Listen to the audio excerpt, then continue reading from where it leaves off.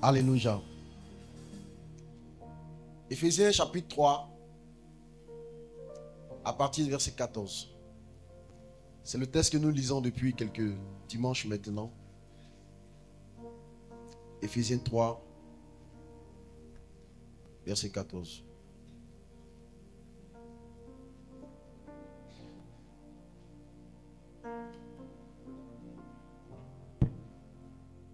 Quelqu'un a trouvé dans sa Bible?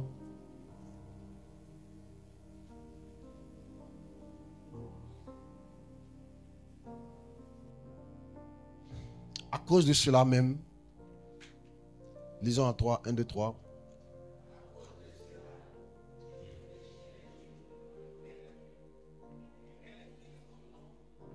Toutes les familles de la terre, les familles dans les cieux et sur la terre, afin qu'il vous donne, selon la richesse de sa gloire, d'être puissamment fortifié par son esprit dans l'homme intérieur, en sorte que Christ habite dans vos cœurs par la foi, afin qu'étant enraciné et fondé dans l'amour, vous puissiez comprendre avec tous les saints quelle est la largeur, la hauteur, la longueur, la...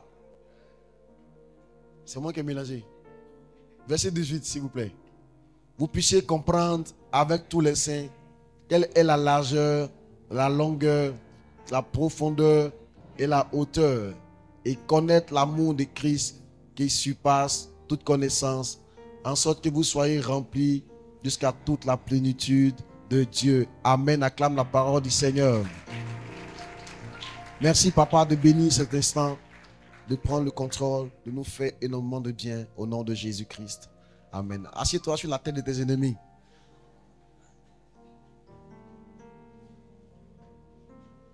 Apocalypse chapitre 2, à partir du verset 1.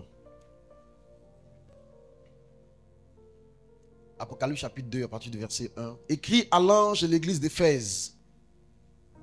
Voici ce que dit celui qui tient les 7 étoiles dans sa main droite.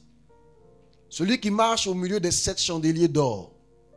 Je connais tes œuvres, ton travail et ta persévérance. Dis Amen. Je sais que tu ne peux supporter les méchants et que tu as éprouvé ceux qui se disent apôtres, les faux pasteurs, les pasteurs menteurs, les pasteurs escrocs. Tu les as éprouvés et qui ne le sont pas et que tu les as trouvés menteurs. Donc tu es quelqu'un qui n'aime pas les faux types, qui n'aime pas les veillis, qui n'aime pas les mauvais gars. Tu es une bonne personne. Amen. Il dit, je connais tes œuvres, ton travail et ta persévérance. Donc tu es quelqu'un qui travaille pour Dieu. Tu sers le Seigneur, tu fais du bien aux gens sur la terre. Tu es une personne qui fait quelque chose qui plaît à Dieu. Alléluia. Ton service plaît à Dieu. Tu sers le Seigneur, ça plaît à Dieu. Et tu n'aimes pas les mauvaises, les personnes qui marchent et les gens qui sont hypocrites. Ils font genre alors qu'ils ne sont pas. Il dit, tu as éprouvé les faux apôtres. Des gens qui pensent qu'ils se font passer pour apôtres qui ne sont pas. Tu les as éprouvés, tu les as trouvés menteurs. Verset 3, il dit que tu as de la persévérance. Donc tu es quelqu'un que tu persévères dans ce que tu fais. Quand tu commences une chose, en tout cas tu continues dedans. Alléluia. Que tu as souffert à cause de mon nom et que tu ne t'es point lassé. Donc tu as été éprouvé, tu as été persécuté. À cause de Jésus, on t'a fermé des portes. À cause de Jésus, tu as perdu des choses. Tu as perdu ton gars à cause de Jésus. Tu as perdu ton sugar daddy à cause de Jésus. Avant, là, tu avais un sugar. Sugar, ça veut dire sucré. Ça veut dire le sucre. Donc, tu avais un papa sucré qui te sucrait de temps en temps. Amen. Il t'envoyait à Assini. Hey! Il te faisait voyager. Tu partais à Dubaï. C'était chic. Tu as perdu tout ça à cause de Jésus. Alléluia. Donc, le Seigneur dit, il sait tout ça, que tu as perdu tout ça à cause de Jésus. Au verset 4. Il dit, mais ce que j'ai contre toi, c'est que tu as abandonné ton premier amour. Verset 5. Souviens-toi donc d'où tu es tombé. Repens-toi et pratique tes premières œuvres. Sinon, je viendrai à toi et j'ôterai ton chandelier de sa place, à moins que tu ne te repentes. Tu as pourtant ceci, c'est que tu hais les œuvres des Nicolaïtes. Les chrétiens qui sont chrétiens et puis ils mènent double vie, c'est les Nicolaïtes. Les Nicolaïtes disent que comme on est dans le temps de la grâce, l'enfer n'existe pas. Une fois qu'on est sauvé, on est sauvé. On ne peut plus perdre le salut. Ça, c'est les Nicolaïtes. C'est les gens qui disent que la grâce, là, une fois que tu l'as eue, c'est fini, tu ne peux plus la perdre.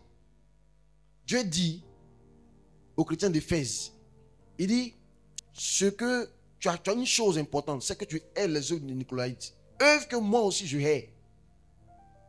Que celui qui a des oreilles entende ce que l'Esprit dit aux églises. À celui qui vaincra, je donnerai à manger de l'arbre de vie qui est dans le paradis de Dieu. Amen.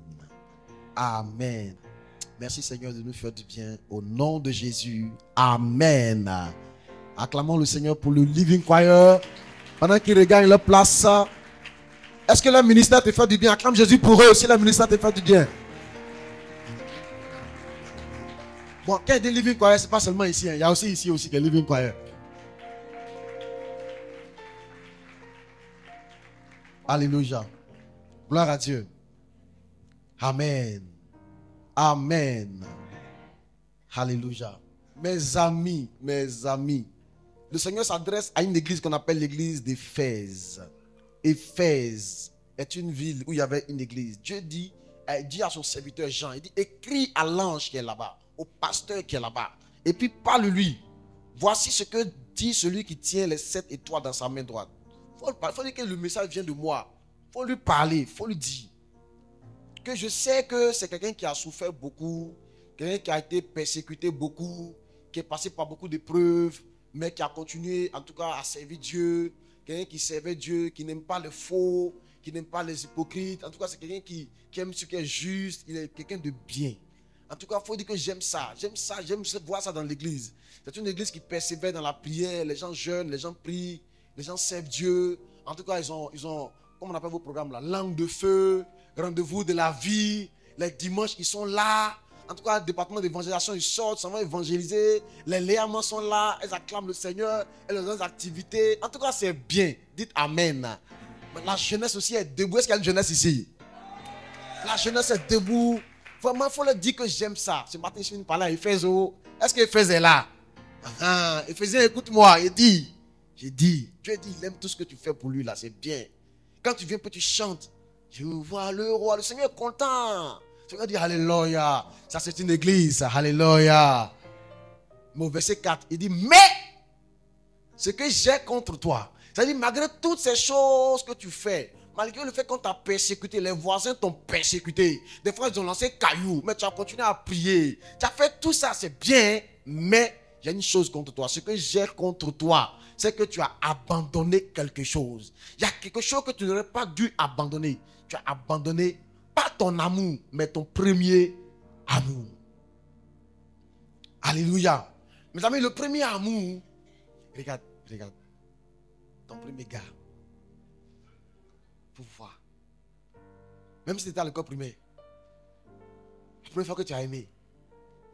Quand tu marches là, sur le sol, tu ne touches plus le sol. Et j'ai demandé aux enfants, Écodim, il dit quand on aime, qu'est-ce qu'on donne? Il dit, moi pasteur, il dit oui. Il dit quand on aime, on donne son déjeuner. J'ai dit un bon petit. Il dit oui. Lui, tous les matins, quand il va à l'école, il ne mange pas son déjeuner. Et puis il va. Et puis arrivé là-bas, il donne ça à la fille qu'il aime. Il dit, hey! Petit, toi, tu es très très avancé.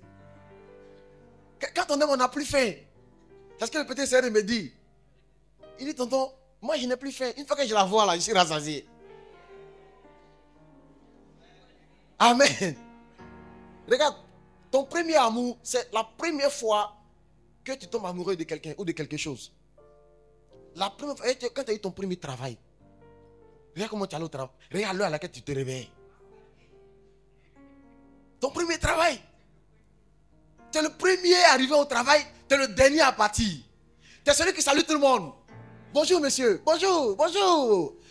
Ton premier travail. Regarde la première fois que tu es arrivé à Abidjan. Hey! Tu étais reconnaissant que ton oncle t'es permis d'arriver à Abidjan.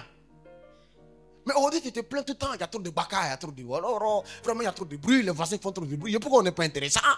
Tu vois, tu as perdu ton premier amour. Alléluia. Ton premier amour, c'est la première fois que tu découvres quelque chose, que tu tombes sur l'admiration de quelque chose. Dieu dit, c'est de cette façon-là que tu dois continuer à aimer. La première fois que tu es revenu à Abdevi, ton premier culte ici. Je me souviens quand on t'a reçu là-bas. On t'a donné à manger, à boire. Avant même de t'envoyer là-bas, on a clamé pour toi, on a chanté pour toi. Tu étais là comme ça, tu dis, hey, église est intéressant, hein? Puis le pasteur, il est bien, hein?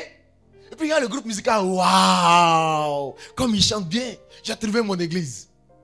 La joie que tu avais, le bonheur que tu avais, quand on t'acclamait, et puis tu partais dans la salle de ADN. Arrivé là-bas, on t'a donné une fiche, on t'a demandé est-ce que tu veux rester ici? Tu as coaché, oui, je veux rester. Et puis je vais rencontrer le pasteur, et puis je vais m'intégrer, je vais me faire baptiser, je veux tout en même temps. On dit non, doucement. Il y a des gens qui sont arrivés ici avant toi. On a vu comment ça s'est terminé. S'il te plaît, doucement. Alléluia. Dieu dit, Éphèse, c'est bien ce que tu fais là. Hein? Je vois tes programmes d'évangélisation, mais ce n'est pas comme la première fois. Ce n'est pas comme la première fois quand tu intègres le département. De toute façon, tu chantes aujourd'hui, c'est bien. Hein? Tu viens en répétition. Mais ce n'est pas comme la première fois quand la responsable t'a dit, je t'accepte. Ta première répétition. Regarde comment tu faisais ta voix. Oh, oh, oh. Quand on donne une chanson, tu fais des waves dedans. Parce que tu voulais impressionner la respo. Pour qu'elle te programme. Aujourd'hui, des fois on te programme aujourd'hui, mais tu ne viens même plus. Tu as perdu ton premier amour. Je dis, c'est ça que j'ai contre toi. Je n'aime pas que tu ne chantes plus. Mais tu ne chantes plus comme la première fois. Je n'aime pas que tu ne viens plus aux répétitions. Mais tu ne viens pas comme la première fois. La première fois, tu venais à l'heure, avant les autres. Et tu appelles la responsable. Je suis déjà là, hein, je ne vois personne. Mais maintenant, tu viens. Mais ce n'est plus comme la première fois. Aujourd'hui, tu donnes ton offrande. Mais ce n'est pas comme au début. Tu viens à l'église, hein, mais ce n'est pas comme au début de ta conversion. Donc, c'est pas ton premier. Dieu dit ce qu'il veut là, c'est le premier. Dieu est un Dieu de prémices. Il dit ce que j'ai contre toi. Tu as abandonné ton premier amour. Et quand tu regardes l'histoire d'Éphèse, tu comprends ce qui s'est passé en fait. Le premier amour est abandonné à force de persécution. Éphèse, Dieu dit à Éphèse, il dit tu as beaucoup souffert à cause de mon nom. Que tu n'as pas rétrogradé. Tu es toujours dans la foi. Mais mon problème là, c'est que tu es là, hein, mais tu n'es plus la même personne. Avant, tu avais décidé de rendre visite. Tu étais un chrétien qui rendait beaucoup visite aux frères. Tu continues encore, hein, mais tu n'es plus comme au début. Parce que tu es parti une fois, quelqu'un t'a parlé mal là-bas. Amen. Avant, tu venais, tu étais portier. Tu étais la première à te lever le matin. Tu te lavais, tu te parfumais, tu faisais tes cheveux le week-end. Tu étais propre, tu étais chic. Et puis un jour, tu es venu faire portier. Quelqu'un t'a parlé mal. Et tu l'as installé là où il ne voulait pas s'installer. Quand tu as quitté là, tu dis moi encore. Moi, aller me tuer comme ça encore. Moi. À cause de quoi même? Beaucoup de gens sont dans le foyer. Ils sont toujours mariés, mais ce n'est plus le premier amour. Parce qu'à cause de quoi même? Il a fait tout ça là, il a gagné quoi? Ce que j'ai contre toi, c'est que tu as abandonné ton premier amour. Alléluia. C'est pourquoi Paul dit dans Ephésiens 3, à partir du verset 18, il dit, vous devez connaître avec tous les saints la longueur, la largeur, la longueur, la profondeur et la hauteur de l'amour de Christ. L'amour de Christ est un amour large. C'est un amour long. C'est un amour haut. Et c'est un amour profond. Et dimanche dernier, vous expliquez que l'amour long, l'amour large, c'est l'amour qui aime tous les hommes. Celui qui aime de façon large, aime tous les hommes. Dieu a tant aimé le monde entier. Dieu a aimé le monde. Dieu n'a pas un amour qui trie les gens. L'amour large, c'est un amour qui aime le prochain. Aussi longtemps qu'il sera un prochain, je vais l'aimer. Et je vous ai dit que dans le mot prochain, le mot proche. Donc ton prochain, c'est ton collègue, c'est ta femme à la maison, c'est ta petite soeur qui te dort, qui est compliquée, là, qui va parler mal de ton papa là. C'est ton prochain. Tu dois aimer tes prochains. L'amour là, c'est un amour qui aime tout le monde, sans distinction des gens, des races, d'ethnie, de classe sociale, de quoi encore, de partis politiques. Il y en a qui n'aiment que les gens de leur parti politique. Il y en a qui n'aiment que les gens de leur ethnie. Quand il est quelque part qu'il doit recruter, là, il va recruter les gens de son ethnie.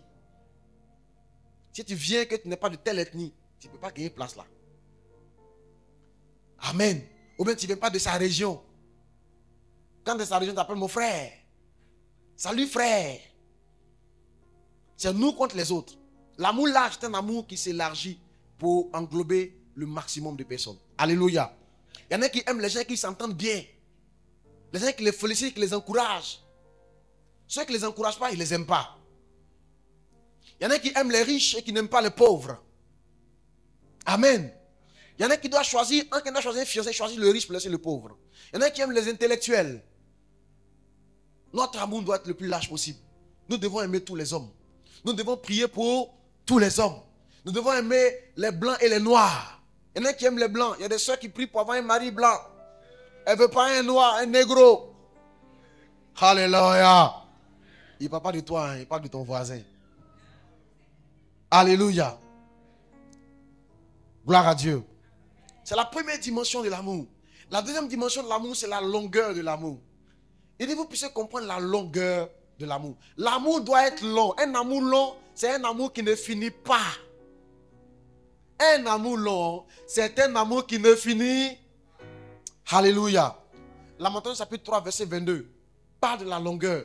Il dit les bontés de l'Éternel ne sont pas épuisées. Ses compassions ne sont pas à leur terme. Elles se font quoi? Elles se renouvellent. Alléluia. Donc l'amour de Dieu et la bonté de Dieu, si vous voulez, l'amour de Dieu est un amour qui se renouvelle en permanence. C'est ça l'amour long. L'amour long est un amour qui ne finit pas. Dieu dit à Éphèse, ton amour là, ça a diminué. Ton amour, tu as perdu ton premier amour, ton amour a diminué.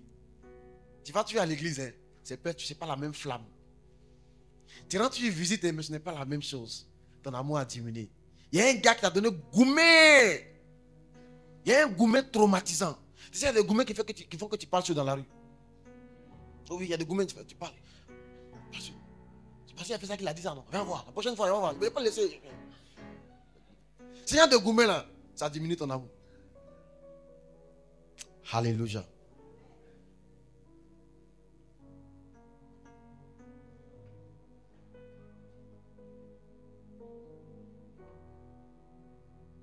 Qu'est-ce qui t'a fait changer ta façon d'aimer? Ta façon d'aimer a changé. Tu as perdu ton premier amour. Tu aimes toujours, hein? Ce n'est pas comme avant. Maintenant, tu as un amour très méfiant. À cause de la relation dont tu es sorti. Tu te méfies. Tu ne fais plus confiance à quelqu'un encore.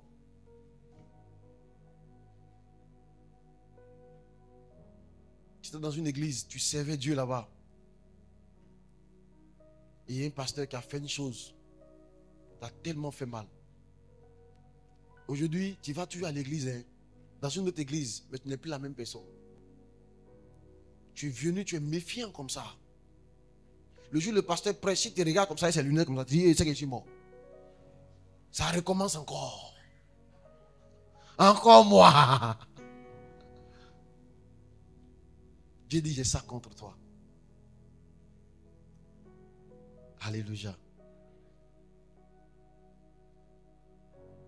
Que ton amour devienne long. Que tes bontés se renouvellent. Alléluia. Plusieurs choses peuvent éteindre notre amour. Plusieurs choses peuvent éteindre notre amour.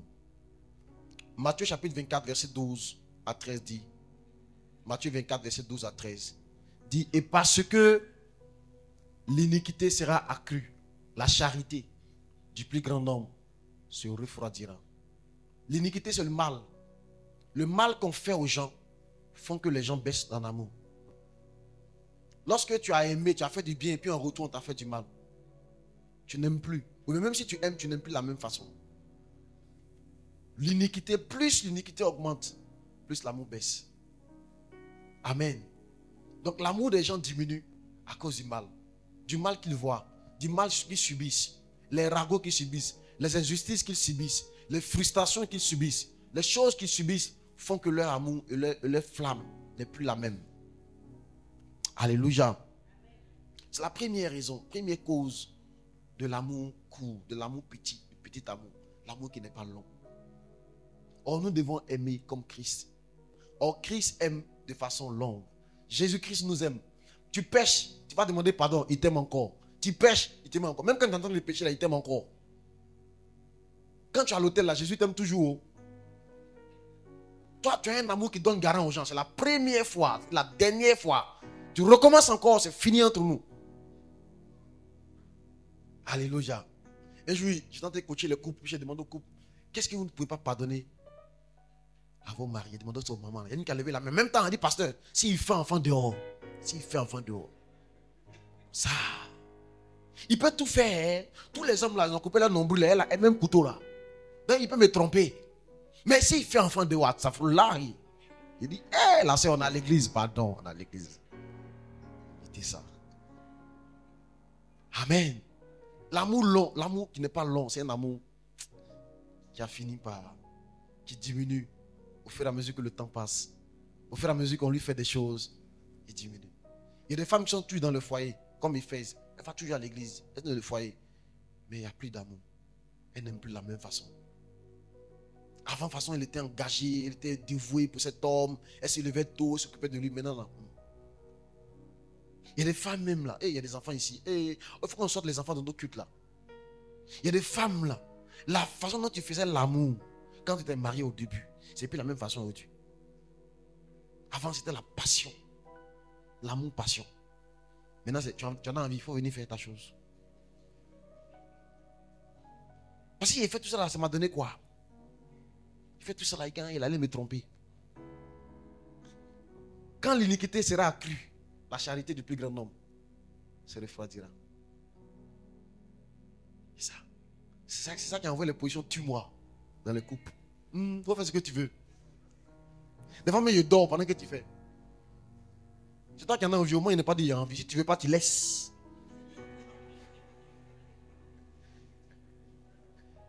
Tu as perdu ton premier amour. Et regarde la première fois, comment tu t'es impliqué toi-même. La première fois. Tu allais payer toutes sortes de parfums. Et tu voulais impressionner le gars. La première fois. Le jour où vous êtes quitté la mairie, quand vous êtes allé à l'hôtel, la lune de miel. Vous étiez sur la lune ce jour-là. Hey! Les odeurs, les draps, les roses rouges, les roses roses, les roses blanches. Tout ça était dans la chambre. Toi-même, tes pieds. Mais maintenant, là, et quand les enfants pleurent, il y a un problème. Il y a un problème.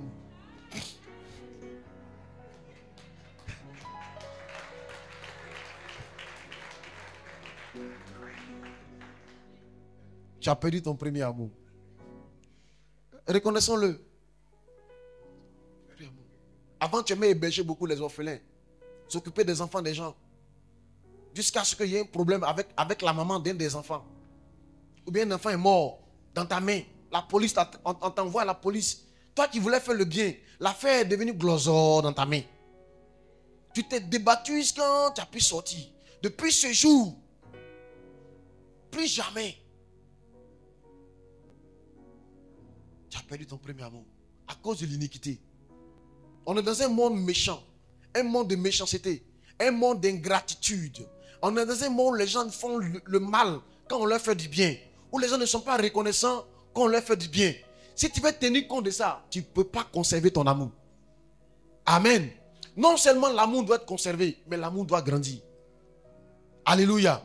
Quand l'iniquité s'accroît, l'amour du plus grand nombre, pas de tout le monde, il y a une race qui arrive à conserver son amour. C'est eux que Jésus va venir chercher. Parce qu'au verset 13, il dit, regarde ce qu'il dit au verset 13. Avance. Il dit, mais celui qui persévérera jusqu'à la fin, celui qui sera sauvé. Donc ceux qui vont persévérer dans quoi? Tout à l'heure, il parlait de quoi? De la charité. Quand l'iniquité sera accrue, la charité, donc l'amour agapé du plus grand nombre va se refroidir. Mais celui qui persévérera jusqu'à la fin, Donc le persévérer là, c'est persévérer dans l'amour. Ceux qui vont être capables de persévérer dans leur amour jusqu'à la fin, c'est eux qui vont être sauvés. Donc les élus qui vont aller au ciel, c'est les chrétiens qui vont continuer à aimer de la même façon jusqu'à ce que Jésus vienne.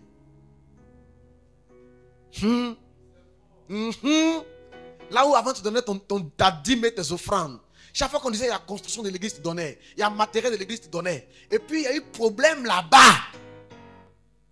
Tu as quitté là-bas. Tu dois venir ici et puis continuer à aimer de la même façon. Tu dois persévérer dans ton amour. Tu ne dois pas laisser les hommes te changer. Tu ne dois pas laisser cet homme te changer. Il y a des femmes qui sont toujours dans le foyer. Elles sont là, mais elles sont devenues amères. Elles parlent mal maintenant. Cette maman douce et humble, à force qu'on lui fasse des reproches, des remontrances, des insultes, elle est devenue une femme amère qui parle mal, agressive, autoritaire, nerveuse. Ton amour a changé. Dieu dit ce que j'ai contre toi, c'est que tu as abandonné ton premier amour. Ton cœur a changé à cause des hommes, des humains, de l'iniquité qui a accru. Dieu dit, mais celui qui va persévérer dans son amour jusqu'à la fin, c'est lui qui va être sauvé. Être capable de persévérer dans l'amour est la clé pour expérimenter le salut. Beaucoup de gens commencent une activité. Dans l'activité, ils rencontrent des gens qui prennent crédit, qui ne payent pas. Dans l'activité, ils rencontrent toutes sortes de problèmes. La mairie vient prendre ses affaires. Les gens vont venir prendre les thunes. Les impôts sont là. Il y a problème de l'électricité. Il y a des problèmes de vol. Mais celui qui va être capable de persévérer, c'est lui qui va être sauvé. La différence sur cette terre, c'est ceux qui persévèrent dans l'amour qu'ils ont pour quelque chose. Et puis il y a ceux qui finissent par abandonner l'amour de la chose. D'autres commencent les études. Ils sont tout feu, tout flamme de commencer l'année scolaire. Et puis arrivent les premiers devoirs. Il y a un professeur mauvais qui donne de bonnes notes aux jolies filles et qui donne de mauvaises notes aux garçons qui ont grosse tête et un gros nez. Il vient te décourager dans ton amour pour la matière. Mais il y en a qui ne vont pas abandonner, qui vont continuer à persévérer dans l'amour de la chose. C'est ceux-là qui vont être sauvés à la fin de l'année, quand on va proclamer le résultat du bac. Et je suis en train de parler à quelqu'un au bout. Tu dois persévérer dans ton amour pour une chose, afin de voir le salut et la grâce qu'il y a dedans. Dans tout ce que tu veux cette terre, il va y avoir l'iniquité, il va y avoir le mal, il va y avoir les épreuves, il va y avoir des oppositions dedans. Tu dois persévérer dans cet amour-là pour expérimenter la grâce qu'il y a dedans. Alléluia. Le mal qu'on fait, est-ce qu'il nous fait changer? Et quand tu as ton histoire, tout le monde voit que tu as raison. Moi que tu vois avant, il n'était pas comme ça. Moi avant, il était gentil. Tu connais la fille qui s'appelle Caroline là? Je te dis ce qu'elle m'a fait. Depuis lors, il me méfie. Et puis tout le monde t'acclame. Tu as raison. Mais est-ce que Dieu dit tu as raison? Jésus, malgré tout ce qu'on lui a fait, il a continué à aimer les gens. On a trahi Jésus. On a humilié Jésus. On a frappé Jésus. Ses amis l'ont abandonné. Et puis encore sur la croix, les gens se moquaient de lui. Même brigands, voleurs se moquaient de lui. Mais malgré ça, Jésus, quand il a ouvert sa bouche, la première phrase, il a dit, Père, pardonne-leur, car ils ne savent pas ce qu'ils font. Il continuait de prier, d'intercéder encore pour ces malfaiteurs. Toi, tu dis, tu as raison de faire du mal maintenant. Avant, tu étais bien. Maintenant, tu es devenu sorcière. Tu voles la nuit. Parce que tu as fait du mal. Et tu dis que c'est normal. La sorcellerie est basée sur le mal qu'on t'a fait. Satan exploite ce cœur qui est devenu amer pour te dire, regarde, toi tu pourras te venger. Ce qu'on t'a fait là, on ne peut plus te faire ça encore. Parce que cet homme t'a pris et puis t'a maltraité pendant des années là. Tu te rentres ici là, tu vas voir. Toi tu pourras détruire les gens, détruire sa vie. Il y a une fille qui est devenue séropositive. La seule fois où elle a rétrogradé.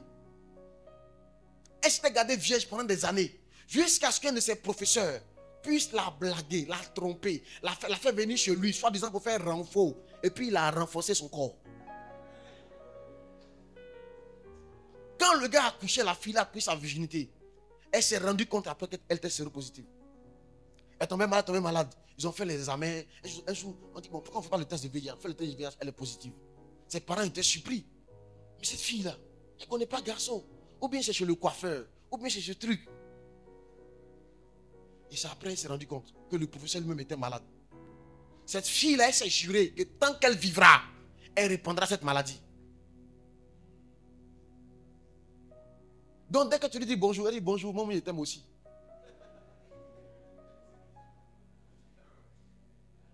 Elle est devenue une fille facile. Une fille qui dit oui. Elle se fait belle, mais dans le but d'attirer le maximum de personnes. Parce qu'elle s'est jurée à cause du mal qu'on lui a fait. Elle s'est dit, moi, tant que je vivrai jusqu'à mon dernier souffle où je vais mourir de sida là, je vais répandre cette maladie.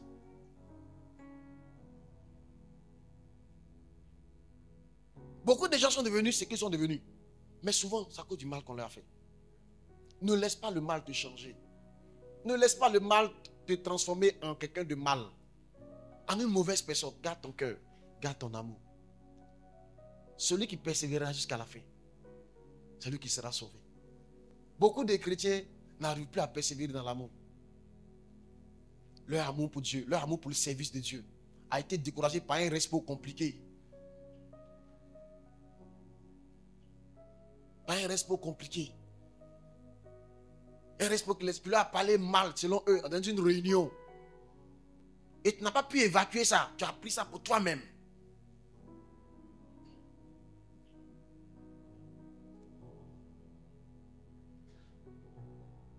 Par un premier mariage qui ne s'est pas bien passé du tout,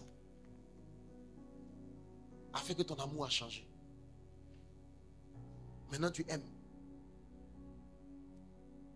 Mais tu ne te donnes plus à 100%. Maintenant tu aimes. Mais tu es méfiante. Maintenant tu aimes. Mais tu n'es plus prêt à faire ce type d'effort. Maintenant. Alléluia. Que faut-il faire, mes amis, pour continuer à aimer malgré tout? Pour que rien ne vienne atténuer ton amour, ne vienne diminuer ton amour. La première chose à faire, il faut vous armer de la pensée de souffrir. Alléluia. S'armer de la pensée de souffrir. Et ne pas se fier aux gens. Ne pas vous fier aux gens. Armez-vous de la pensée que la souffrance, ça va venir tôt ou tard. Il ne faut pas vous fier aux gens. L'homme n'est pas fiable. C'est quand tu mets ton cœur sur l'homme, que quand l'homme te trompe, ton cœur tu es mort. Tu as mis tellement ton cœur sur ce jeune homme-là. Parce que vous vous êtes fiancés. Et puis ton cœur est sur lui tellement. Tu lui fais tellement confiance. Vraiment. Le jour où il t'a trompé. C'est un bon médicament pour te tuer. Il ne faut pas te fier à l'homme. L'homme n'est pas fiable. L'homme n'est pas fiable. L'homme est fait de chair. L'homme, c'est la poussière. L'homme n'est rien. Tous les hommes disent des choses qu'ils ne savent pas. Oui, oui. Et quand un homme est excité, tout ce qu'il dit, il ne faut pas noter. Regarde, quand un homme est excité, il peut être excité par la boisson, excité par la beauté de quelqu'un. Tout ce qu'il dit, il ne faut pas noter. Le roi Hérode, il a bu, il était tellement content.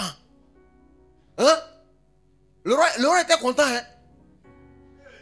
Et puis ils ont envoyé Hérodias, la gueule qui s'est moulé les reins.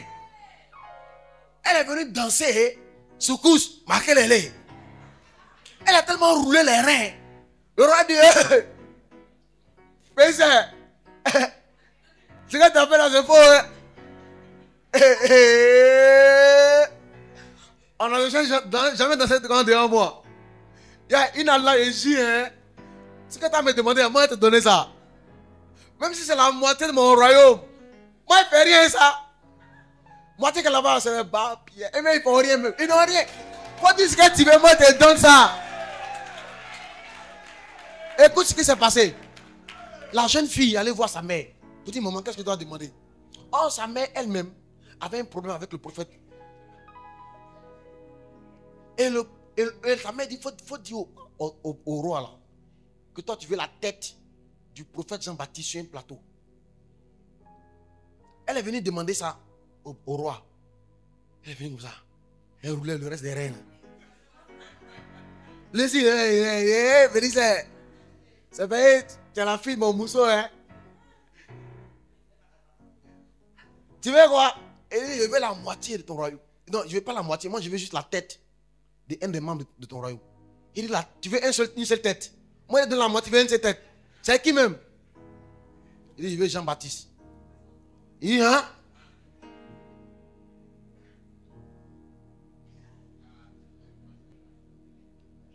Attends, vous avez mis quoi dans ma boisson? Ce roi a fait couper la tête du plus grand homme sur la terre. Jésus dit de tous les fils des hommes, il n'y a pas un qui soit plus grand que Jean-Baptiste. La boisson a poussé un roi à faire une promesse qui l'a conduit, qui l'a condamné à commettre le plus grand crime humain. Tuer le plus grand des fils des hommes. Couper la tête d'un authentique prophète de Dieu. Où Jésus a dit, ce Jean-là, c'est lui le Élie qui doit venir. Que depuis le temps de Jean-Baptiste, c'est-à-dire que son nom même marque l'histoire jusqu'à présent. Le royaume de Dieu est forcé. Ce grand prophète, cet homme de Dieu extraordinaire, qui a consacré sa vie entière à préparer le chemin du Seigneur. Il était tellement humble que quand on a voulu donner la gloire, il dit non, ne me levez pas, même si vous voyez des choses que je fais. Celui qui va venir après moi, ce n'est pas moi le Messie, c'est lui le Seigneur des Seigneurs. Je ne suis même pas digne de délier la couronne de ses souliers. Un jour on vient le voir, on dit Jean, l'homme dit que c'est le Messie. Il dit oui, c'est lui. N'allez pas vers moi, allez vers lui. Lui là, le Père lui donne l'esprit sans mesure. Jean était un prophète humble qui savait s'effacer pour donner gloire à son maître. Jésus dit, cet homme-là, il est tellement élevé dans le ciel. Mais cet homme a été décapité par un roi à cause de la boisson.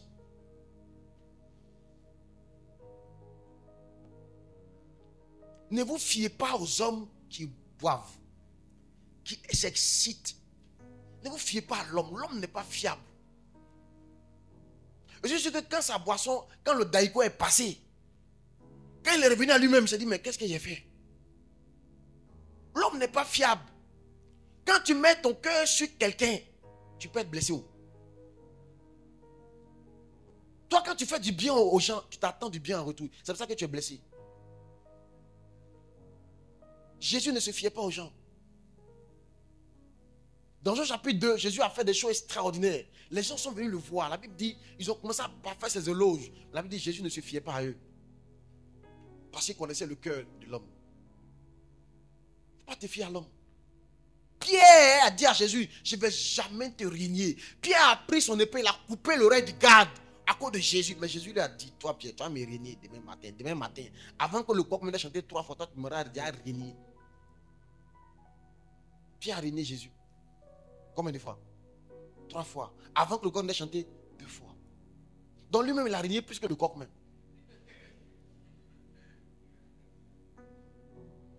Pourtant, Pierre a juré que si tous ces hommes-là t'abandonnent, moi je ne t'abandonnerai jamais, Jésus. J'ai dit, Pierre, tu ne te connais pas. Tu ne te connais pas. Quand l'homme là est devant toi, il te dit, sans toi, il ne peut pas vivre. Il ne se connaît pas. Il ne se connaît pas. Il faut l'écouter, mais il ne faut pas te fier à lui.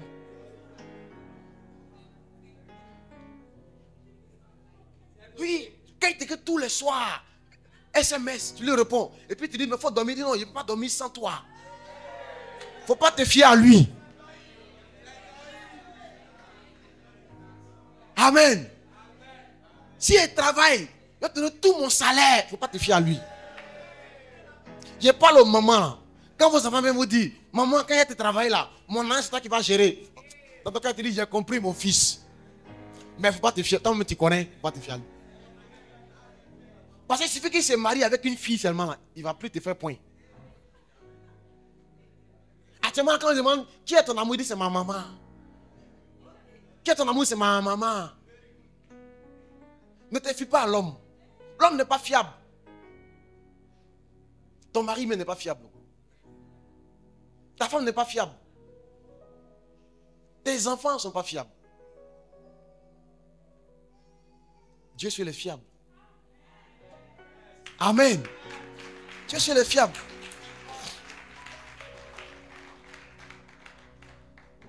Jérémie dit dans Jérémie chapitre 17, verset 5.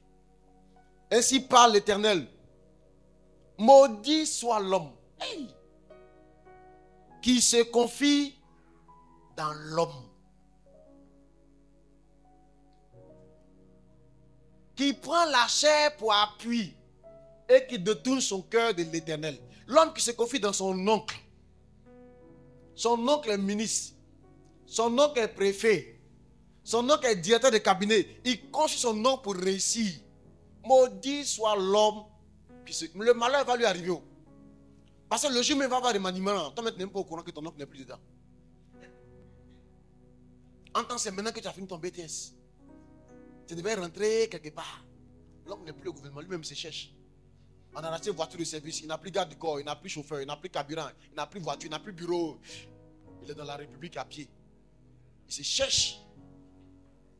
Quand la paix ne décroche plus. Il ne faut pas te confier à l'homme. L'homme n'est pas fiable. Ton père n'est pas fiable. Ton père peut mourir. Sans sa propre volonté, peut mourir. Il peut te laisser ici pour aller. Oh, toi, tout ton plan est basé sur ton père. Mon papa dit, mon papa. Même quand Dieu te parle, tu n'écoutes plus parce que mon père a dit. Ça qui va faire que le jour où ton papa va plus t'occuper de toi, tu vas te faire mal. L'amour des gens baisse parce que les gens se confient dans les hommes. Art de la pensée de souffrir que cette relation-là, ça peut finir. De toute façon, il m'aime au-delà, demain il peut ne pas m'aimer.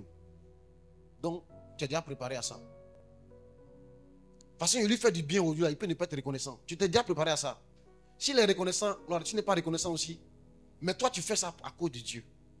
Si tu t'aimes de cette pensée-là, que la souffrance peut venir demain, de Dieu, ça va arriver, tu continueras d'aimer les gens. Quelqu'un entend ma voix? Mais si toi, pour toi, tu es dans un monde parfait, comme toi, tu es gentil, tout le monde sera gentil. Comme toi, tu es honnête, tout le monde sera honnête. C'est pour ça que tu as créé ton salon de coiffure, tu ne vas même pas là-bas pour faire le point. Tu vas lire-le. Ils vont te voler. Il ne faut pas te confier aux gens. Tu as mis un dispositif, c'est vrai, mais tu vas là-bas pour faire le point. Parce qu'il ne faut pas te fier aux gens. Le point qu'elle te déclare là, c'est ça qui est juste. Pourquoi? Il ne faut pas te confier aux gens. Faut aller contrôler ton travail. Il faut aller t'arrêter sur mon carrefour pour voir si ton bac passe combien de fois dans la journée. Il faut aller regarder. Et puis tu pointes toi-même. Il fait 1, il fait 2, il fait 3. À la fin de la journée, tu viens faire recette. Sinon, au-delà, patron, il n'est pas travaillé, voiture, tu en pantalon, c'est faux. Voilà la photo, il t'a vu. Tu es passé au carrefour, il y avait. Est-ce que quelqu'un est en train de m'avoir? Pas te confier aux gens. Les gens qui se confient aux gens, c'est eux qui ont goumé. Et qui souffrent. Leur amour baisse. Alléluia. Ne te fie pas aux gens. Oh. L'homme n'est pas fiable. Oh. Ton pasteur n'est pas fiable. Oh. J'ai dit, ton pasteur n'est pas fiable. Oh. Il y a des gens, quand ils pensent que le pasteur est en train de prier pour moi, il dort même. Et regarde. Un jour, les disciples étaient dans un bateau. La Bible dit qu'il y avait le vent et la tempête. Jésus faisait quoi? Oh. Regarde. Il y a des jours pendant que tu es dans la tempête. Le pasteur dort, hein? Le gars était dans la tempête. Le gars était en train de mourir. Jésus dormait, puis sa tête était sur un coussin. Hey! Il dit qu'elle a eu le temps de prendre un coussin, de bien se positionner, dormir. Ils ont dû le réveiller. Il dit que même la tempête et le vent n'ont pas pu le réveiller. Il est dans un profond sommeil, comme le sommeil dans lequel Adam était avant qu'on ait créé Ève là. Il dormait. Regarde, il y a des jours où tu penses que tu es dans la tempête. Le passé prie pour moi. Il dort. Il dort. Il ne faut pas te confier dans l'homme. Hey! Surtout les pasteurs qui ont des jolies femmes là. La nuit, ils dorment. Profitez de sa femme. 7 ans avant qu'elle me dise oui. Oui, oui. Donc, elle m'a dit oui là. J'ai bien dormi, et ça.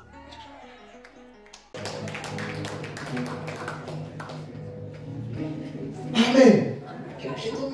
Jésus dormait, Jésus même le grand Dieu dormait. Pendant que ses disciples étaient en point là. Toi, la réponse, tu pries pour toi. Pas pour que tu as prié. Pas te fier à l'homme, hein. L'homme n'est pas fiable. Toi-même, des fois, tu fais des promesses aux gens. Et puis quand ça arrive là, tu dis, ah, je ne pourrais pas, excuse-moi. Ça veut dire que ta parole n'est pas chrétienne. Le jour où tu faisais la promesse, tu étais sincère. Tu croyais que tu allais faire. Mais tu n'avais pas prévu que Sauf si ton loyer n'est pas payé, là tu peux pas faire. Ou le loyer est venu. Un enfant est tombé malade. Tu as perdu ton boulot. Toi-même, ça va pas chez toi. Tu es entêté. Ça veut dire que tu n'es pas fiable. L'homme n'est pas fiable. Ne te confie pas dans l'homme. Et tu vas voir que tu vas continuer à aimer malgré tout ce qui va arriver. Alléluia. Amen. Donnez Amen bien. Amen n'est pas chez ce matin. Amen. Tu n'aimes pas le message que tu entends. Deuxième vérité. Il faut se fier à Dieu. Jérémie 15, 17, 5 dit, il ne faut pas se confier dans l'homme. Pas prendre appui sur la chair. Il y en a qui comptent sur leur tante. Ils prennent appui sur leur homme. D'autres prennent appui sur leur mari. Le jour où le mari fait défaut, leur vie est finie. D'autres prennent appui sur leur femme. D'autres prennent appui sur les enfants qui sont au Canada ou aux États-Unis. Comme ne pas fiable. Au verset 7. Jérémie parle toujours, Jérémie 17, 7. Il dit, béni soit l'homme qui se confie dans l'Éternel et dont l'Éternel est l'espérance. C'est fier à Dieu. Si Dieu est ton espérance, c'est que c'est Dieu qui compte. Donc même quand tu fais du bien à quelqu'un, c'est Dieu. Tu attends ta récompense du ciel. Tu scolarises l'enfant de quelqu'un, tu attends ta récompense du ciel. Tu n'attends pas qu'un jour il vienne te retrouver et te dire merci. De sorte que même s'il ne vient pas, ça ne te dit rien. Et quand tu vas voir, tu es dans une relation, mais tu aimes ton mari comme Jésus l'aime. Tu lui fais du bien et tu attends la récompense du ciel. Tu te soumets à lui, malgré toutes les choses qu'il fait, il débouche, il te trompe. Mais toi, quand tu attends la récompense du ciel, tu continues toujours à l'aimer. Si tu es quelqu'un qui a une espérance dans le ciel, en Dieu, tu vas garder ton amour. Alléluia. Quelqu'un entend ma voix? Amen. Troisième vérité, troisième chose à faire pour continuer à aimer, c'est ne pas se lasser de faire le bien. Ne te lasse pas de faire le bien. Galates 6, verset 9 à 10. Galates 6, 9 à 10. Ne nous lassons pas de faire le bien, car nous moissonnerons au temps convenable. Nous moissonnerons à quel temps? Si nous ne nous relâchons pas. Galates chapitre 6, verset 9 à 10. Ne nous lassons pas de faire le bien, car nous moissonnerons au temps convenable. À quelle condition? Si nous ne nous relâchons pas. Alléluia. Ne nous lassons pas de faire le bien. Ne te lasse plus de rendre visite. Ne te lasse plus d'appeler les gens pour prendre de leurs nouvelles. Même si les gens ne t'appellent jamais, pas que ça te froisse et puis tu abandonnes ton premier amour. Continue d'appeler. Continue de visiter. Continue de donner. Continue de bien parler, même quand tu parles bien, on parle mal de toi. Continue. Ne te lasse pas de faire le bien. Ne te lasse pas d'avoir le bon comportement. Et quand tu vas voir, ne te lasse pas. Amen. Ne te lasse pas de venir servir Dieu à l'église. Beaucoup de gens ont quitté leur assemblée. La Bible n'abandonnons pas nos assemblées. Des gens abandonnent leur assemblée parce qu'ils sont lassés de faire le bien là-bas. Ils ont fait le bien. Et en retour, ils n'ont pas vu le bien venir vers eux. Ne te laisse pas de faire le bien. Sois un serial bienfaiteur. Les Américains disent serial killer. Il y a les tueurs en série. Toi, sois un bienfaiteur en série. Tu fais du bien qui n'arrête jamais. Tu fais toujours du bien. Tu parles toujours bien. Tu dis toujours du bien. Tu te comportes toujours bien. Tu fais bien. Tu cuisines toujours bien. Tu dis non, regarde. Et maman te donne du comporte. Ou là, il va manger tout ici, il va voir. Non, fais. Le demain, là, il ne m'a pas donné. Que ton amour ne change pas à cause des gens. Continue à aimer les gens. Continue à faire du bien. Que Dieu te bénisse abondamment. Alléluia.